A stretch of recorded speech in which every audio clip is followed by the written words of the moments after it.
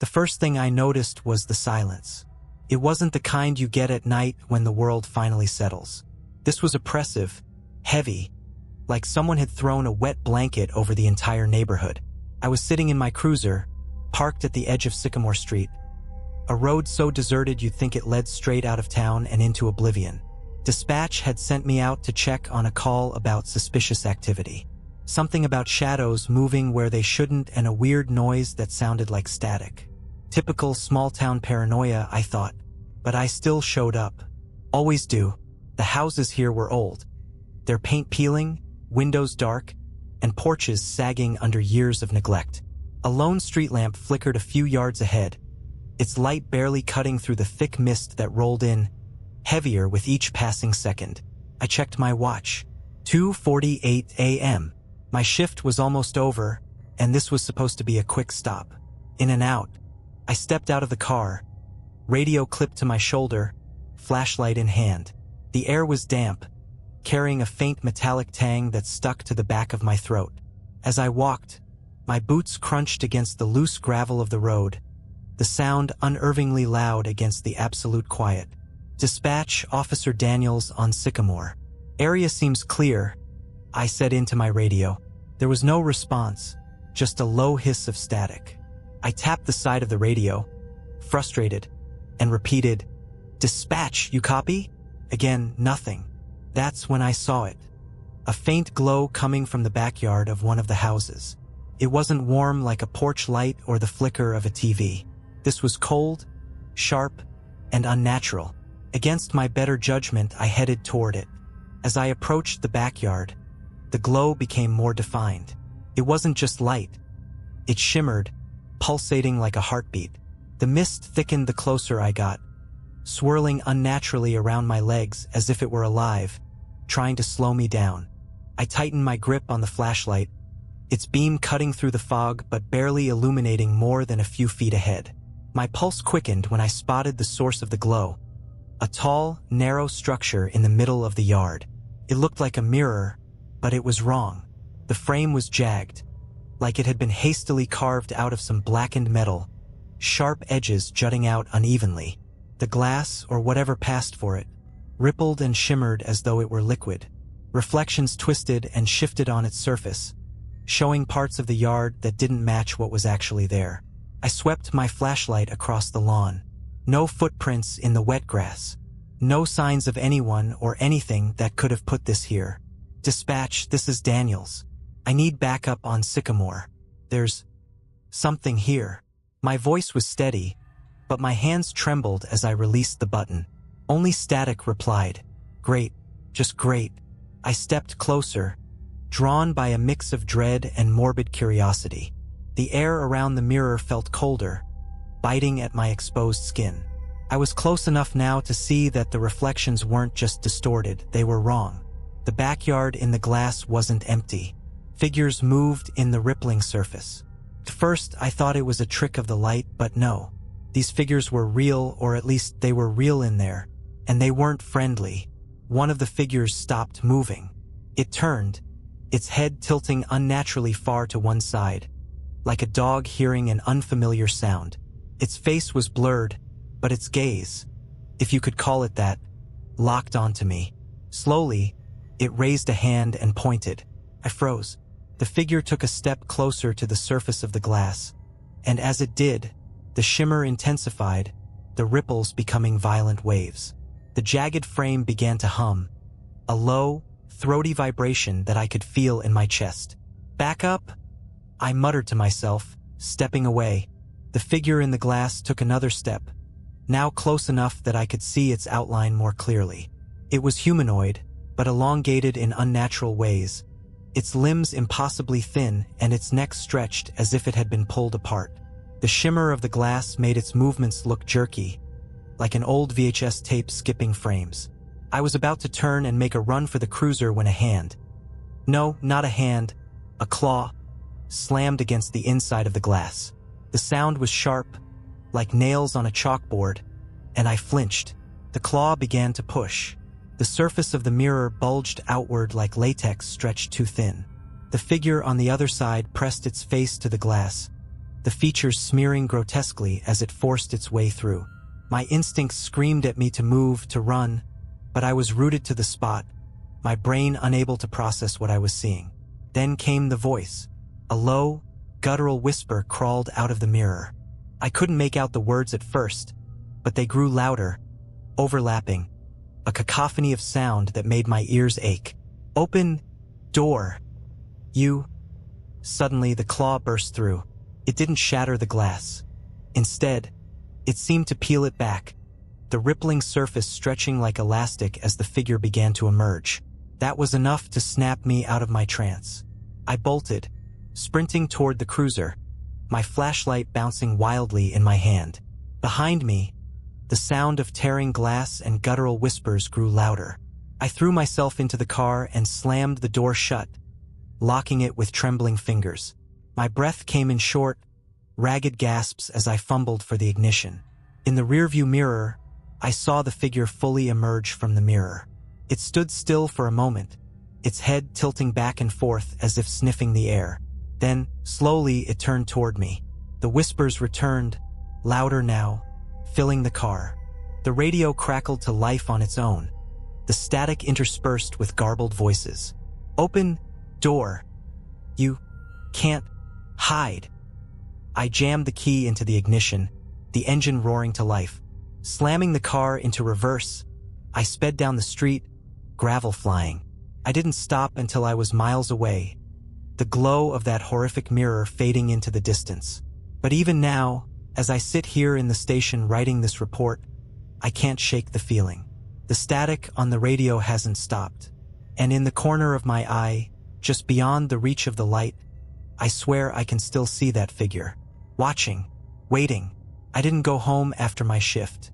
Couldn't. Every time I thought about the figure stepping out of that twisted mirror, a cold knot tightened in my stomach. Instead, I parked my cruiser in the brightly lit parking lot of a 24-hour diner on the edge of town. It wasn't exactly a fortress, but the neon lights and the hum of distant voices gave me some semblance of normalcy. I ordered black coffee and sat at the counter, my hand hovering over my radio. The static had followed me here, faint but persistent, like a mosquito buzzing just out of reach. I kept glancing at the door, half expecting the figure to glide in, its warped face splitting into some grotesque grin. The waitress, a middle-aged woman with tired eyes and a name tag that read Cindy, poured me a refill. "Long night, officer?" she asked, her voice kind but distant. I nodded, not trusting myself to speak.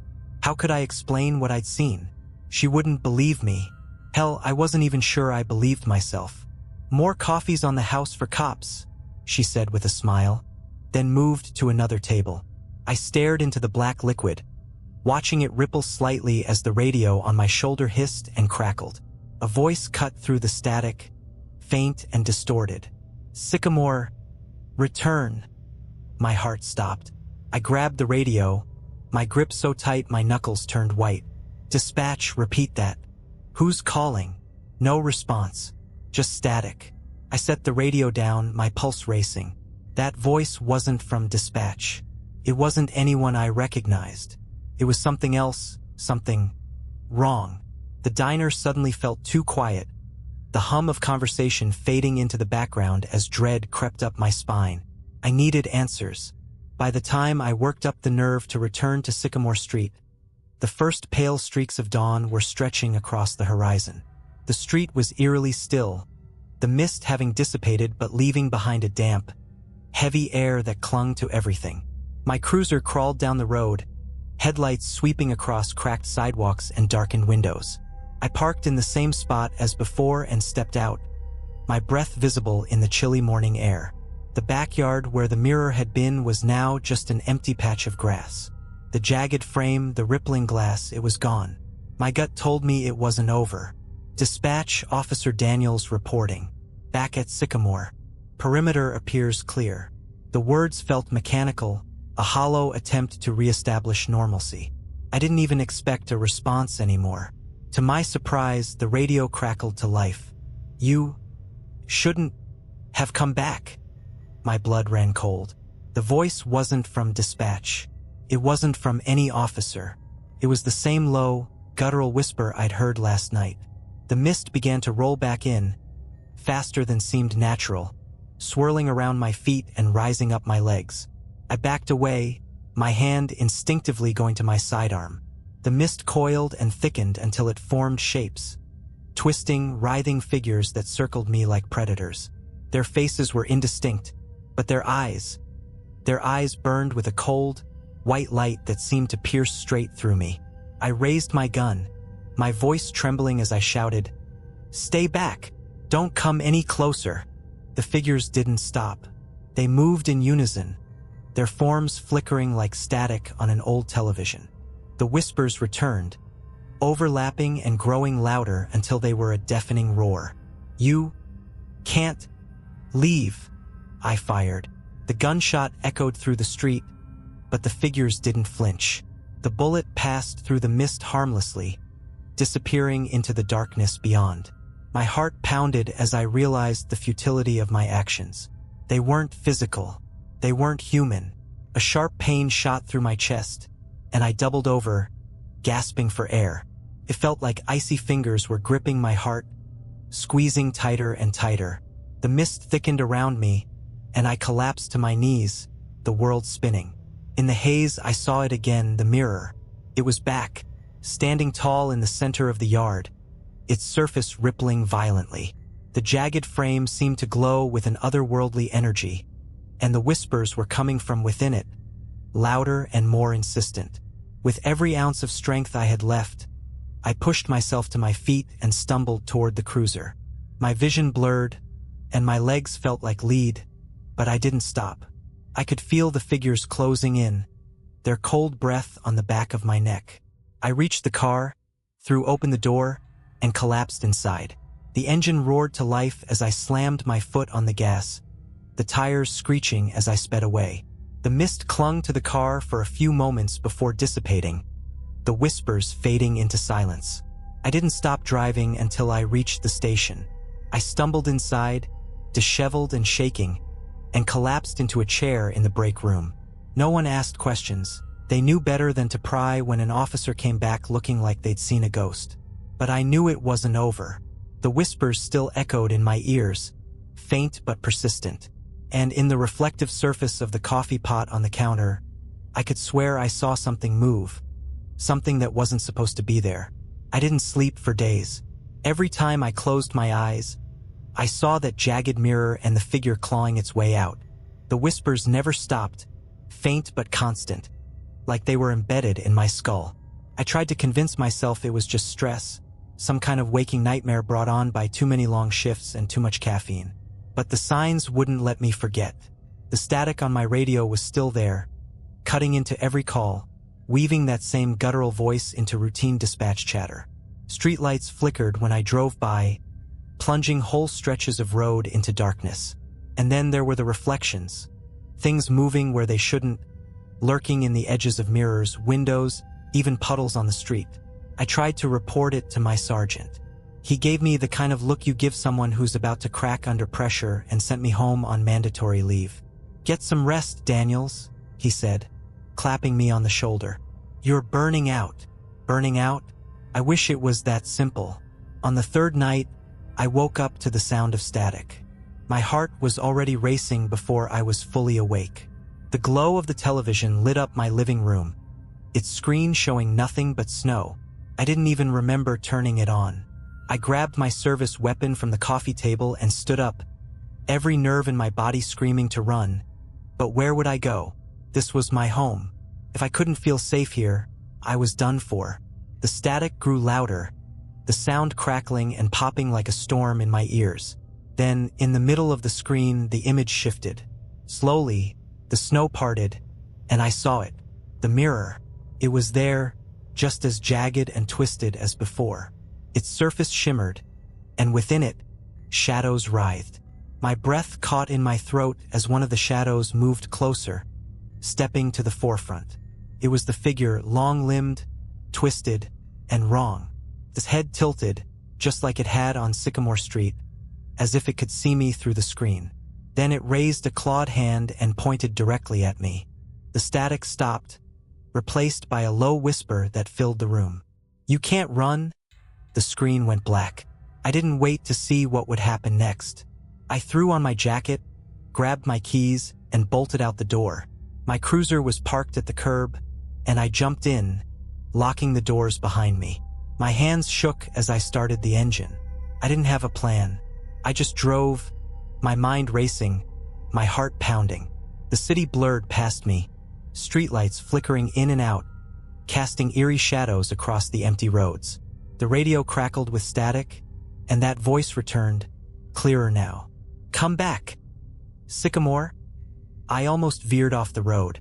My knuckles were white on the steering wheel, but I kept driving, trying to block out the voice. It was relentless, repeating the same phrase over and over. "Come back, Sycamore." Against every instinct, I turned the car around. When I arrived back at Sycamore Street, the mist was already there, swirling lazily across the road like it had been waiting for me. My headlights barely penetrated the dense fog as I pulled up to the same house where the mirror had appeared. I stepped out, my flashlight cutting through the gloom. The air was colder than before, biting into my skin. My breath came in shallow gasps as I made my way to the backyard. The mirror was there, just as I knew it would be. It stood tall and menacing, its jagged frame glowing faintly. The surface rippled, and shadows moved within it, writhing like they were alive. "Why are you doing this?" I shouted, my voice echoing in the stillness. "What do you want from me?" The whispers answered, louder now, overlapping in a maddening chorus. "Open the door." I took a step closer, the flashlight trembling in my hand.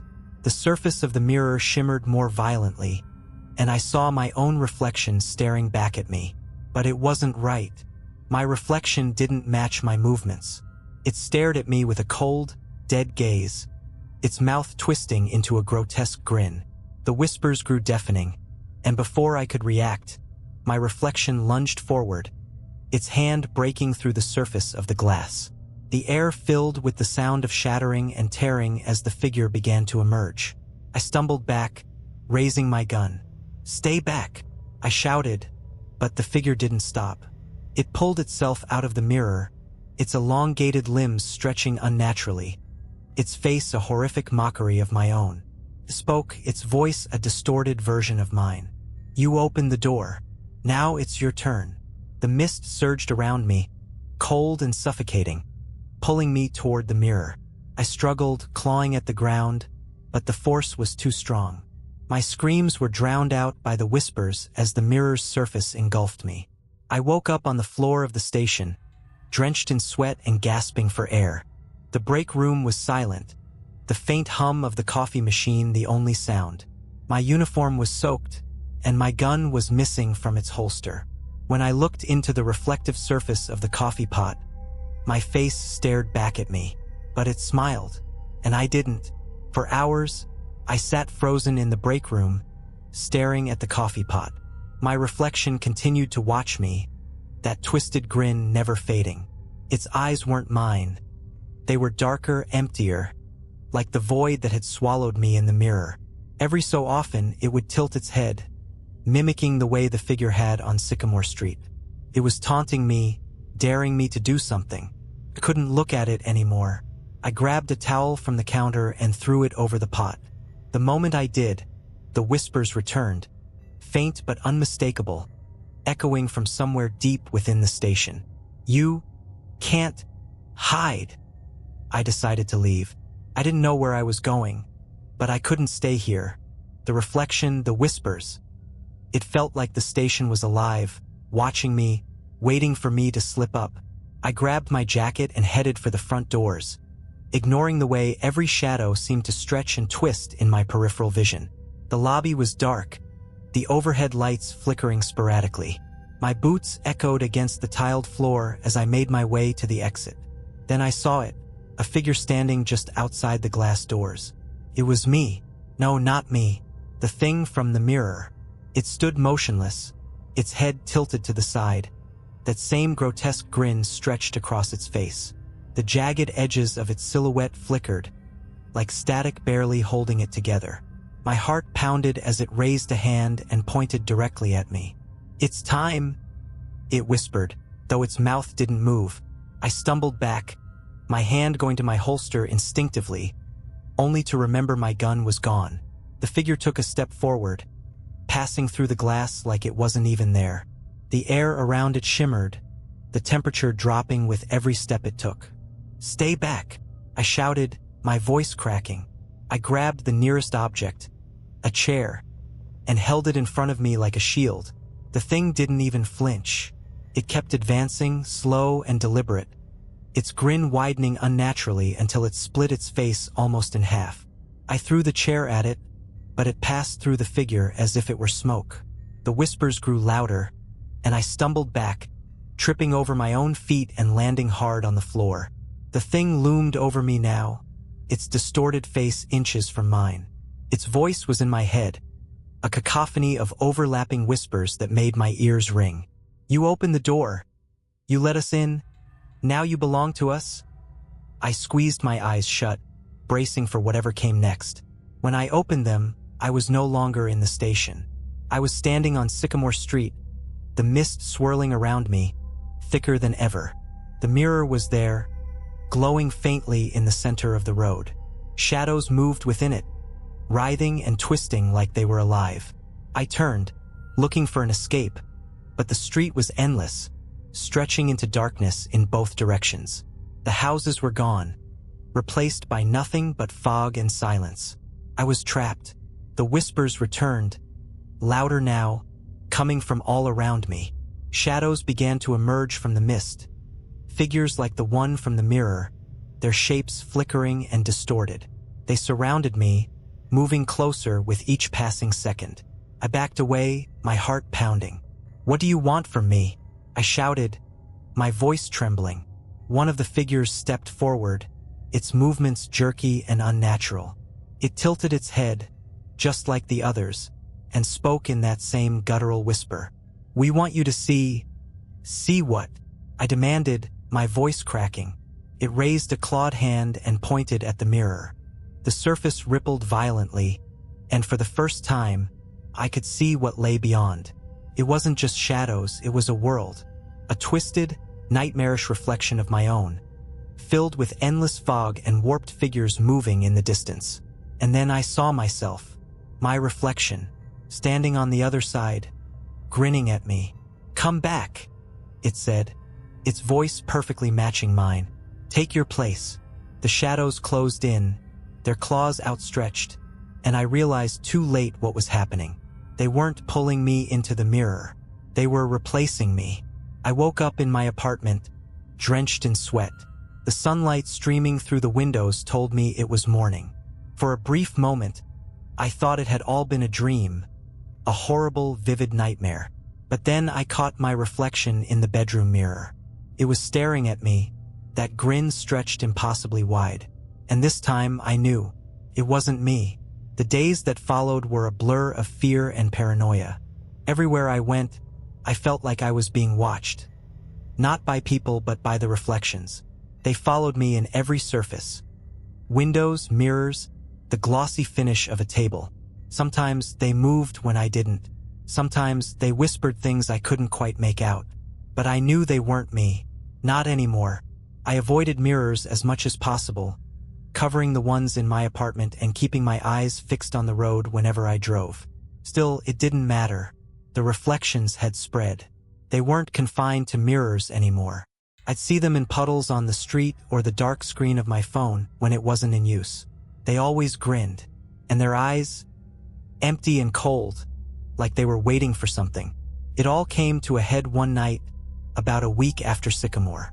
I was sitting in my living room, trying to drown out the whispers with the sound of the TV. It didn't work. The static was back, filling the room with its sharp, grating hiss. The whispers came with it, clearer now, more distinct. "Time to return?" "No," I muttered, gripping the edges of the couch. "You're not taking me." The lights flickered, and the static grew louder. The whispers overlapped, the voices climbing in intensity until they became a roar. Then, all at once, the TV shut off, plunging the room into darkness. In the silence that followed, I heard it. A knock. It wasn't at the door. It was coming from the mirror in the hallway. I froze, my breath caught in my throat. The knocking came again, louder this time, the sound reverberating through the apartment. Slowly, I stood, every instinct screaming at me to run, to get out. But my feet moved toward the hallway, almost against my will. The mirror was uncovered. I hadn't left it that way. In its surface, I saw my reflection, or what should have been my reflection. It stood there, grinning that awful, distorted grin, its head tilted at an unnatural angle. Its eyes glowed faintly, cold and unfeeling. "Let us in," it whispered, its voice echoing in my mind. "You open the door. Finish it." "No," I said, my voice trembling. "I'm not letting you in." The reflection's grin widened, splitting its face almost in half. The knocking turned into pounding, the glass rippling as if something on the other side was trying to break through.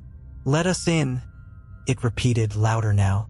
The voices joined in, a cacophony of demands that filled the apartment.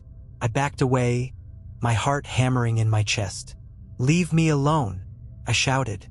"Go back to wherever you came from." The pounding stopped. The whispers fell silent. For a brief, blissful moment, there was nothing but quiet. And then the glass shattered. The force knocked me off my feet, shards raining down around me as a figure stepped through the jagged remains of the mirror. It was my reflection, or what had once been my reflection. Its body was stretched and warped, its limbs too long and its skin too pale. Its grin was wide and impossibly sharp, its eyes glowing with a sickly light. It crouched low, tilting its head as it studied me. Then it spoke, its voice a distorted echo of my own. "You can't run from us. You are one of us now." I scrambled to my feet and bolted for the door, but the creature was faster. It lunged, its clawed hand wrapping around my ankle and dragging me back. I kicked and thrashed, desperate to get away, but its grip was like iron. "You belong with us?" it hissed, dragging me closer to the broken mirror. "Come back to where you started." "No!" I screamed, grabbing a shard of glass from the floor. I swung wildly, the jagged edge slicing into its arm. The creature shrieked, its grip loosening just enough for me to break free. I didn't hesitate. I ran out the door, down the stairs, and into the street, not stopping until I was halfway across town. I didn't go back to the apartment. Couldn't. Instead, I checked into a cheap motel on the outskirts of town, its cracked walls and dim lighting feeling safer than anything familiar. But the whispers followed me. They were quieter now, but constant, like a heartbeat. And in the cracked bathroom mirror, I saw them watching, waiting. That's where I am now, sitting in this dingy motel room with every reflective surface covered. I haven't slept in days. My reflection is still out there, waiting for me to slip up, waiting for me to look too long or leave something uncovered. I don't know how much longer I can hold on. The voices are louder every night, and the shadows in the corners are growing darker. I keep telling myself it's all in my head, but deep down, I know the truth. You don't escape the mirror. You just trade places. The night I decided to end it, the whispers were deafening. Every corner of the motel room seemed alive with movement, shadows curling like smoke where there should have been nothing. Even with every mirror covered, I could feel their eyes on me. They weren't waiting anymore. They were coming. I sat on the edge of the bed, the motel's rickety lamp casting a pale yellow glow that did nothing to dispel the encroaching darkness. My service pistol rested in my lap, its cold weight grounding me, a stark reminder of what I needed to do. If they wanted me back in the mirror, they'd have to drag me there as a corpse. The static started again, crackling from the old motel TV even though it wasn't plugged in. The screen flickered to life, and there it was, the jagged mirror, its surface rippling like water. My reflection stared back at me, grinning that impossibly wide grin. "You can't run, can't hide," the voices chanted, overlapping in a maddening chorus. I stood, gun in hand, and faced the screen. "I'm not going back," I said, my voice shaking but resolute. The reflection tilted its head, mockingly. "You already belong to us," it whispered. "The door is open, and you can't close it." The room began to shake, the floor trembling beneath my feet. The shadows on the walls writhed, stretching toward me like grasping hands. The whispers grew louder, a tidal wave of sound that pressed against my skull, threatening to split it open. "Enough!" I screamed, raising the gun and firing at the TV. The screen exploded in a shower of sparks, the image of the mirror vanishing in an instant. The whispers cut off abruptly, replaced by an eerie silence. For a moment, I thought it was over. I let out a shaky breath, my body trembling from the adrenaline. Then I heard the knock. Came from the bathroom. Slow, deliberate, and far too loud. The covered mirror in the bathroom trembled, the thin sheet I'd thrown over it fluttering as though something was pressing against it from the other side. "You can't escape!" I backed away, my gun trained on the bathroom door. The knocking turned into pounding, the sound reverberating through the tiny room. The whispers returned, louder and more urgent. "Let us in! It's your turn!" The bathroom door flew open, the mirror's cover tearing itself free. The jagged glass shimmered with a blinding light, and from its depths, the figure stepped out. It wasn't just my reflection this time. It was me, the real me. My uniform was torn, my face twisted into that horrifying grin, and my eyes burned with the same cold, empty light. It lunged toward me, its movements jerky and inhuman. I fired again and again, each shot echoing in the room, but the bullets passed through it harmlessly. It grabbed me by the throat, its grip icy and unyielding, and pulled me toward the mirror. The jagged frame glowed brighter as I was dragged closer, its surface rippling like liquid. I clawed at the thing's arm, kicking and thrashing, but it was like fighting a shadow. My strength meant nothing. "Finish it," the voices chanted as the mirror consumed me. I expected to die. I expected darkness, cold, oblivion. But when I opened my eyes, I was standing in the motel room, staring at the shattered TV. The whispers were gone. The shadows were gone. The mirror in the bathroom was intact, its surface reflecting the quiet, empty room behind me. For a brief, fragile moment, I thought I'd won. Then I caught my reflection. It didn't move when I did. It stared at me with that same grotesque grin, its eyes burning with an unnatural light. Slowly, it raised a hand and pointed at me. "Your turn," it whispered, its voice echoing in my head. I backed away, but the reflection didn't fade. It was everywhere, windows, screens, even the gleam of my gun barrel. I finally understood. I hadn't escaped. I'd taken their place. The door wasn't just open.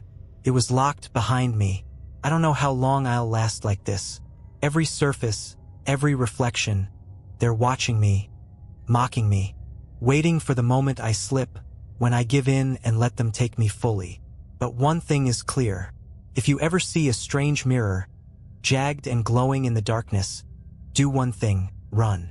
Because once you open the door, it doesn't close. Not ever.